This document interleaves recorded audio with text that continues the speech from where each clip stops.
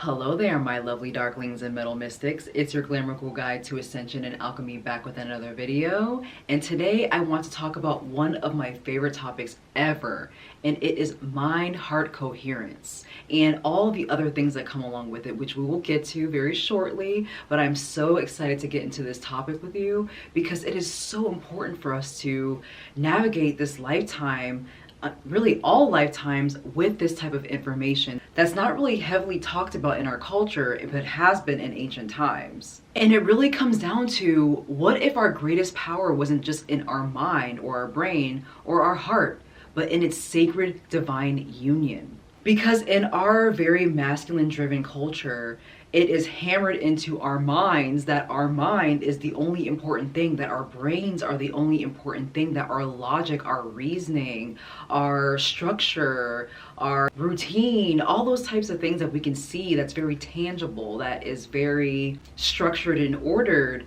that is the only thing that's really praised this day and age. Obviously, what I mentioned before, what era we're in.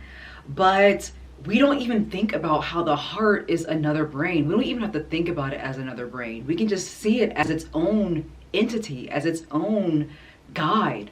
The heart has a magnetic field that is just as large as the electrical field as the brain.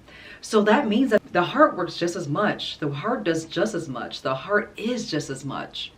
And we don't talk about it a lot because it has a lot to do with the forbidden feminine, the other side of the coin, the other side of our expression, the other side of our divinity that we haven't tapped into because of the era that we're in that I mentioned earlier. And when your mind and your heart are in coherence, as in they're working together in concert, the oneness you'll experience, the unconditional love you'll experience, the true union that you'll experience is explosive, is orgasmic, is ecstatic, is blissful, because that is how we're supposed to be operating here as humans. Of course, there's a lot of forgetting. We come here with a lot of amnesia. We were popped into the world with a lot of amnesia. But that is the way. Mind-heart coherence, that oneness, that unconditional love, and that true divine union, that sacred union, is how we're supposed to operate as human beings, not only awakening to our true nature, but using these divine and potent technologies, the mind and the heart, to be able to know what we truly feel is supposed to be expressed into this lifetime with our heart, the emotion, the feeling. We know what we're supposed to authentically express into this lifetime, but then we're able to put that into action, not only with our hands and feet, but with our minds. Our minds will help us conceptualize and understand and learn how to put those things into practice and how to bring it out to the world to share our light with others. So if you haven't heard of the Heart Math Institute, I completely recommend doing a lot of research on them to get more of an understanding about what mind-heart coherence looks like in the scientific realm. But a little simple science here is that when the mind and the heart are in coherence, you're not only calming down your nervous system, it aligns the nervous system, it aligns your emotions, your thought systems, your belief systems, and it allows you to purify yourself in a lot of ways from things that do not resonate, from things that do not align through our conditioning, through our traumas, through our past, even in past lifetimes. It allows you to understand who you truly are. It gives you a chance to have thoughts that actually align with your path, have emotions that actually align with your path. Your mind, your thought systems, your belief systems, all that you have been conditioned, or how you conditioned yourself in this lifetime, will actually resonate with and align with the heart, the emotions, the feelings, the hormones that come from that. Because the heart is more intelligent than we think. It guides us. It truly is our guide.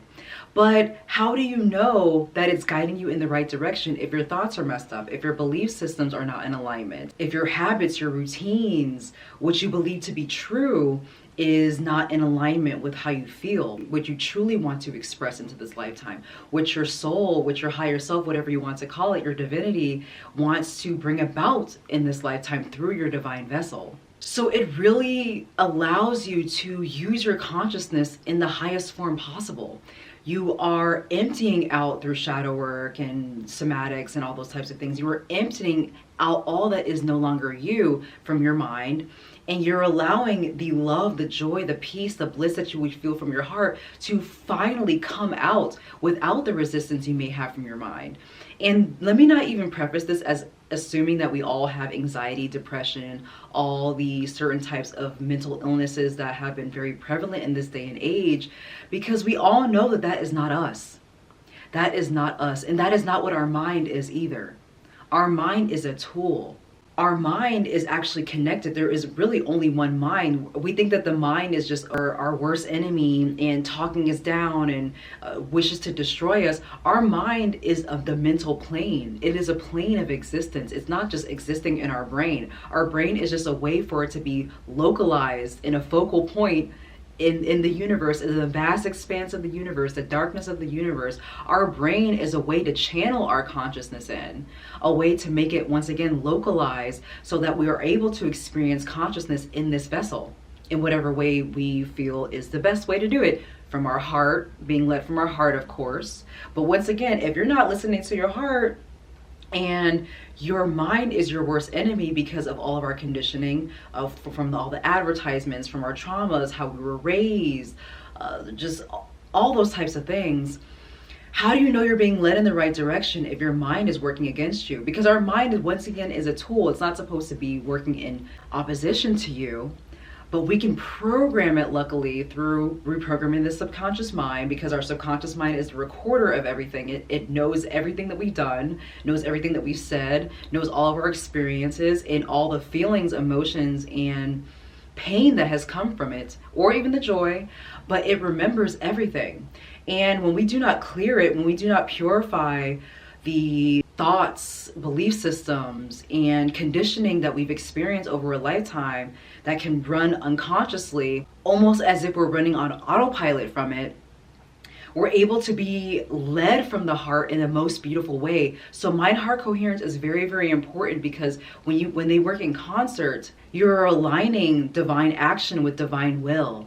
You are aligning the vision with the action placed into it. You are aligning your thoughts and your feelings and your emotions in a way that actually works for you and with you rather than against you, because our mind is not our worst enemy.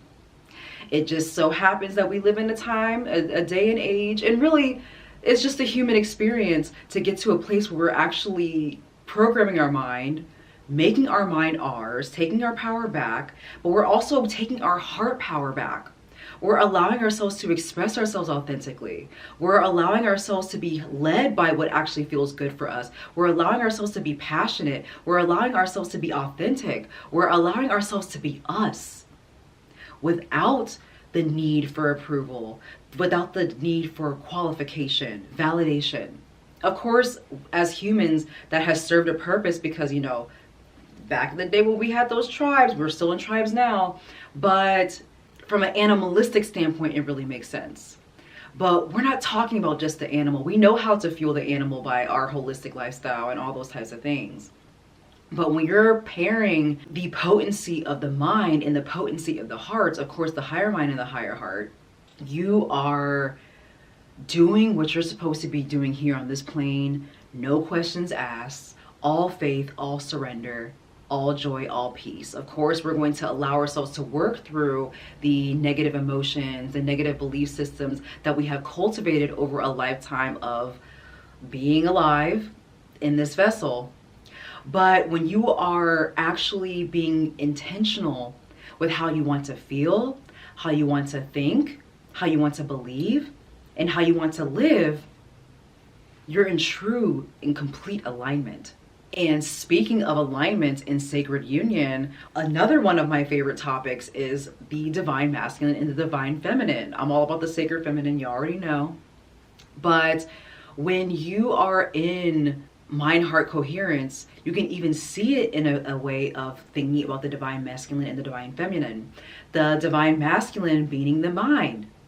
It is the logic, it is the reasoning, it is the structure, it is the order, it is the tangibility of being here on the physical plane. And you could look at the feminine, the sacred feminine, the divine feminine, as the creation, the expression, the being, the feeling, the retreating, the loving, the nurturing. So when you are pairing the heart, which is you can see as a divine feminine, and the mind, which you can see as a divine masculine, and you're putting them, the alchemical marriage of those two energies that are just us in different varying degrees, you are not just using one hand. You're not just using your right hand. You're not just using your left foot. You are using both hands and feet. You're using both eyes, both ears, both nostrils.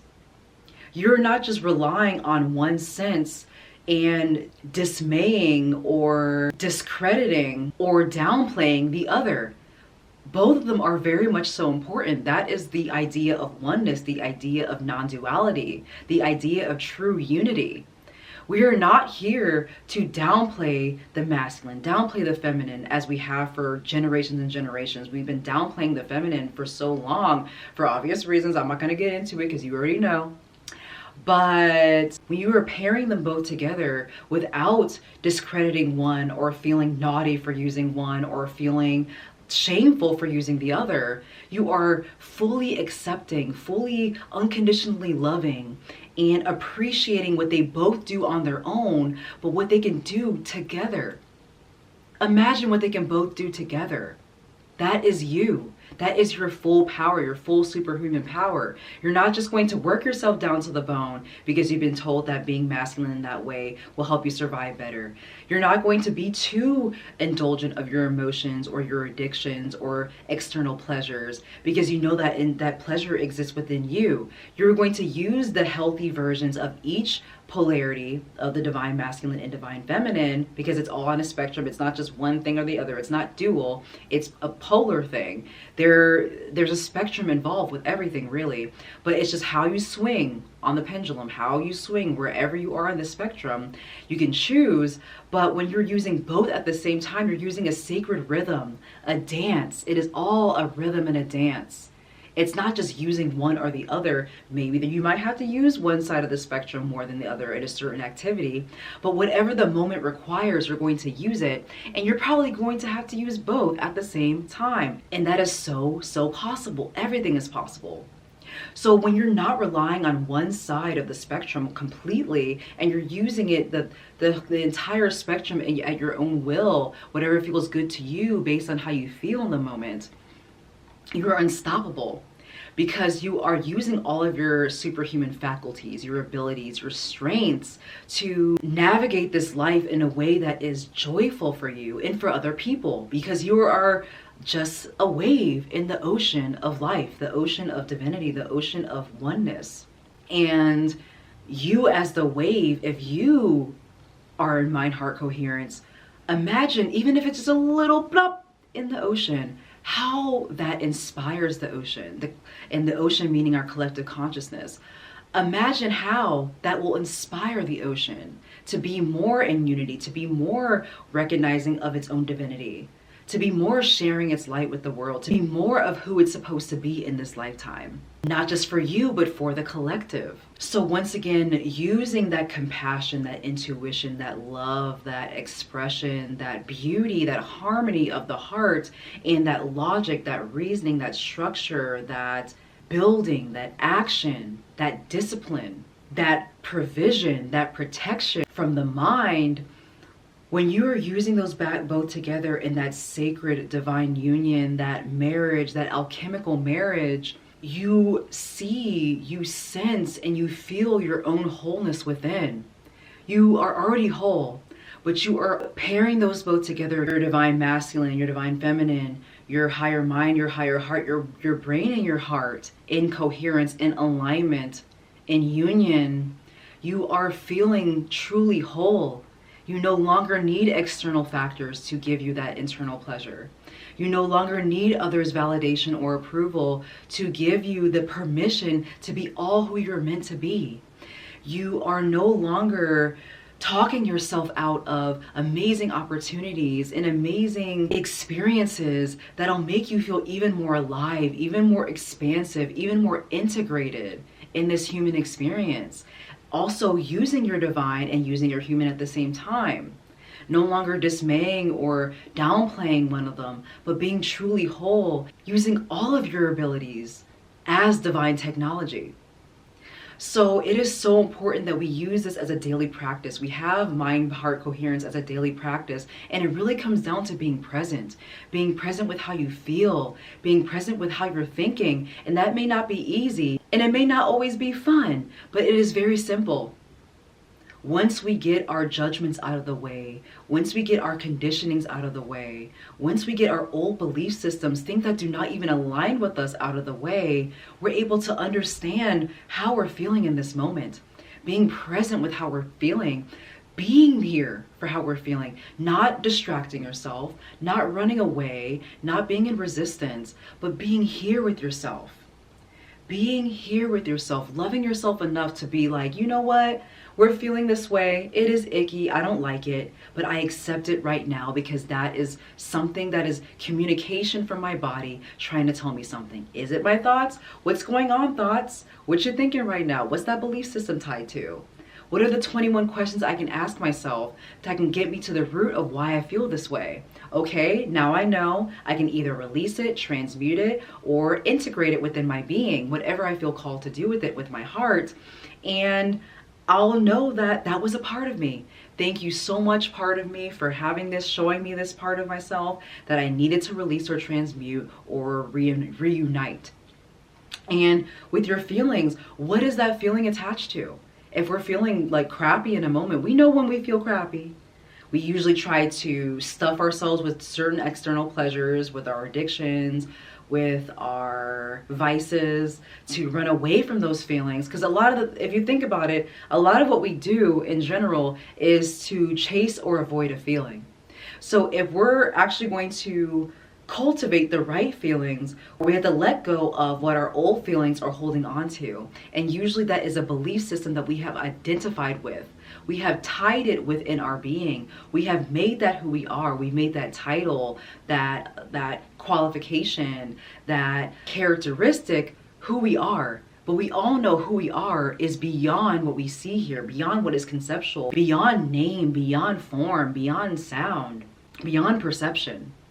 Who we are is, can we even put a name to it? Putting a name on it is almost downplaying it. So our identity, yes, as much as we can change identities to embody higher states of consciousness and ascend, and integrate. But at the end of the day, identifying with certain forms, identifying with temporary structures, identifying with these thoughts, these feelings, these belief systems, that is a lie. That is not who we are. We are all that is. We are all that is. All that is not going to be bogged down to just being a sister or a mother. All that is not just a teacher or a principal at a school.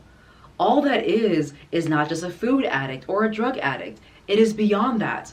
We don't have to identify with our past, identify with even the future, because everything's happening right here now, really. However, when we identify too heavily with this form, with these names, with these titles, with these characteristics, we're not creating room and space within our vessel to be who we actually are supposed to be, to fill ourselves up, fill up our own cup with aligned feelings, aligned emotions, aligned thought systems, belief systems that actually resonate with who we want to be and what we want to create, because we're here to create. How can you create without a vision? How can you create without action? Well, you're not going to have a right vision or right action or be in right vision or right action if you are identifying with who you are no longer. And some great ways to practice and cultivate mind coherence in your everyday life is really through just being present, through being here. And even though time is the illusion of continuity, but everything's happening right now, but even now has passed, and now has passed, and now has passed. So we have to catch it. We have to be here right now, use our consciousness, use the awareness as pure awareness, being very mindful of how we're feeling, how we're thinking, what we're believing, what triggers pop up, what things are happening in our reality, because everything is communication. Everything that's happening in our personal reality through our personality is communication for how we can expand and elevate our consciousness.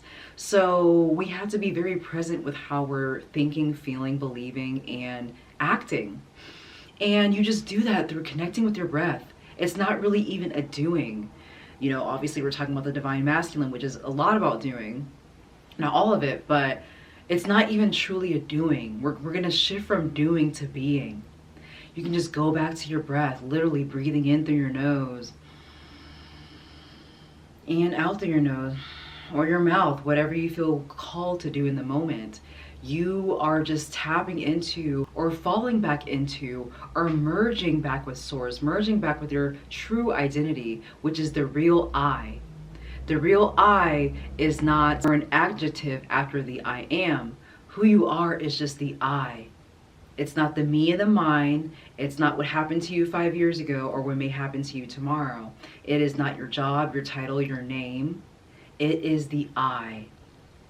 The one that is observing through you. Not even observing, because once again we are all one. So it's just, there's just observing happening. There's just a witnessing happening.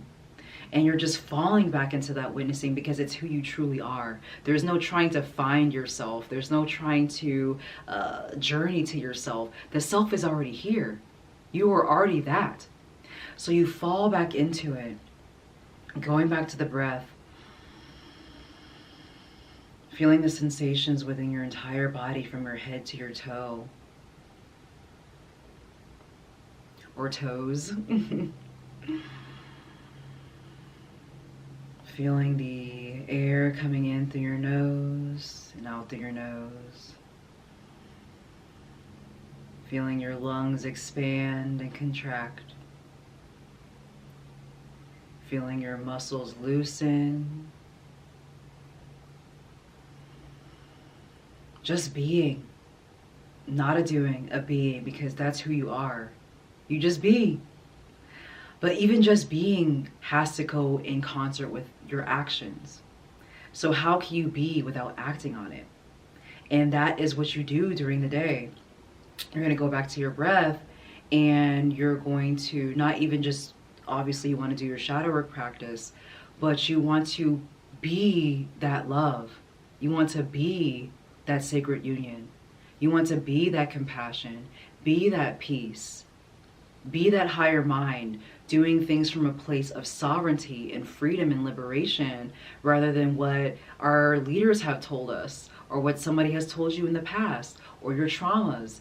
You're doing things and you're being from a place of true authenticity, true being genuine, true spirit. And then you use your body to do things with right action.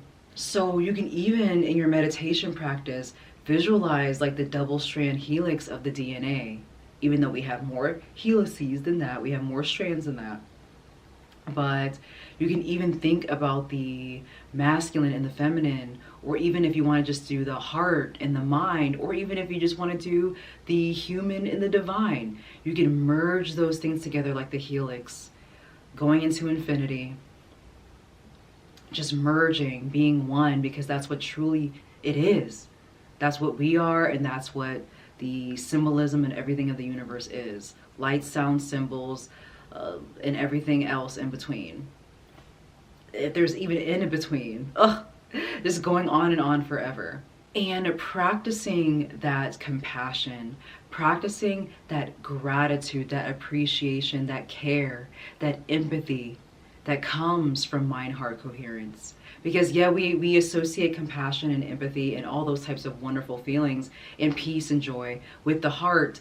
But when you pair that with the mind, when you purify your mind, when you do your shadow work and you will let all old belief systems, old patterns, old thought systems, old negative mentalities and self-dialogue, self-image, limitations fall away, you can allow yourself to fully surrender into your heart, to fully trust your heart to guide you in the right place, not from your past, because a lot of the time we are just guided from our past. We like to see things that are familiar as humans. That's not our fault, but it is our responsibility to recognize that the familiar is not always going to be working in our favor.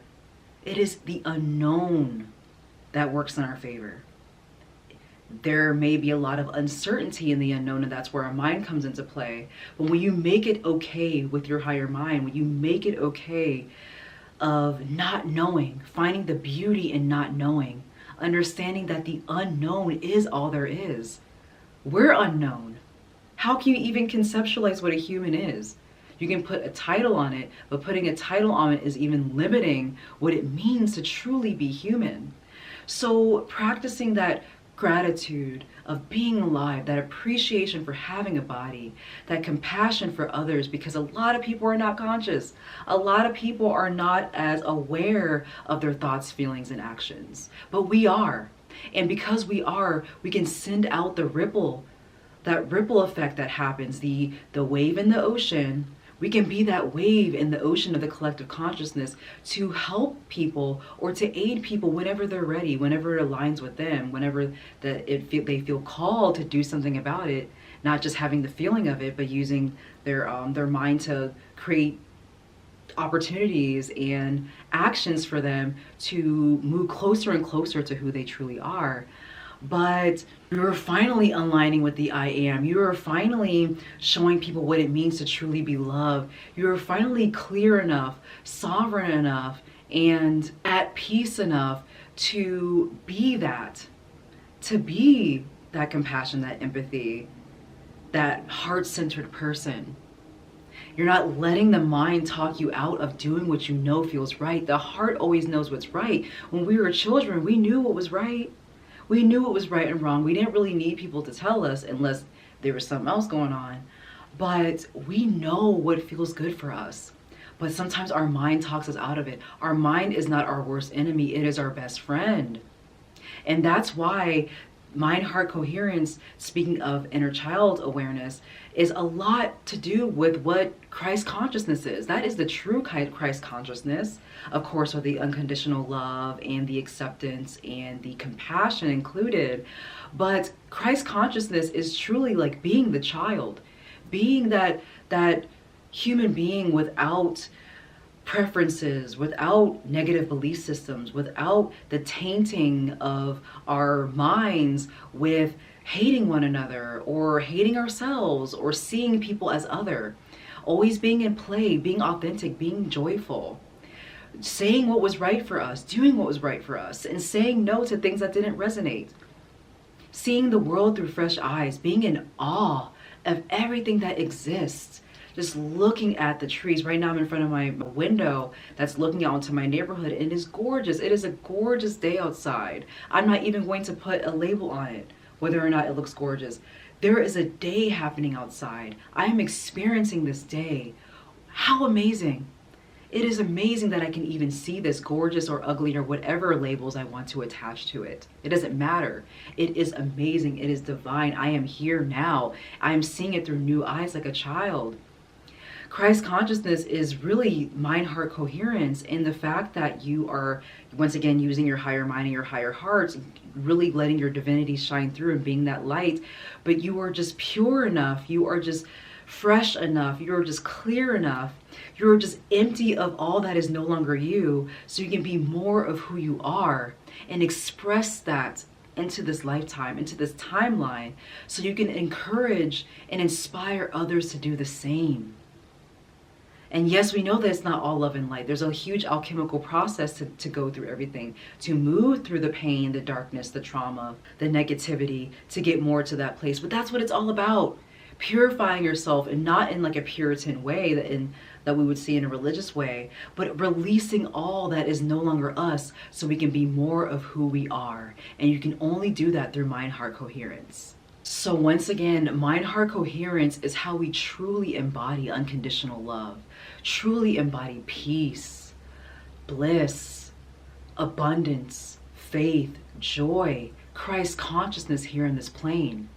So that's what we're supposed to be doing here as humans anyway, bringing that into existence. So we might as well start now.